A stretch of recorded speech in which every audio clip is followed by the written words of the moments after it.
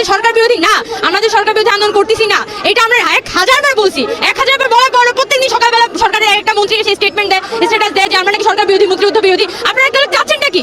আপনারা এতগুলো ছাত্র রেজিস্ট্রি গিয়ে কি জন্য কথা বলতেছেন? তো এইভাবে করে কি একটা দেশ শাসন করা যায়? যে আমরা অধিকার চেয়েছি আর আমাদের রাজাকার বানিয়ে দেওয়া হয়েছে, এইটাকে তো হাইলাইট করা হচ্ছে না। আমরা তো স্লোগান দিয়েছি যে চেয়েছিলাম অধিকার, হয়ে গেছি রাজাকার, এটাকে তো হাইলাইট করা হচ্ছে না। হাইলাইট করা হচ্ছে যে তুমি কি আমি কে, রাজাকার রাজাকার স্লোগানটা, যেটা পরবর্তীতে আমরা পরিবর্তন করেছি। যখন মেয়েরা বিক্ষুব্ধ ছিল, ছেলেরা বিক্ষুব্ধ ছিল, ওই সময় তারা কিন্তু তুমি কি আমি কে, রাজাকার রাজাকার স্লোগান দিয়ে আমরা রাজুতে এসেছি। এর পরবর্তীতে আমরা স্লোগান চেঞ্জ করে তুমি নও আমি নই, রাজাকার রাজাকার, এই স্লোগানটা পরিবর্তন করেছি। এই কথা তো কেউ বলছে না। তার মানে নানানভাবে কিন্তু আমাদের আন্দোলনকে তারা বিভ্রান্ত করার চেষ্টা করছে। ছাত্ররা কিন্তু বিভ্রান্ত না,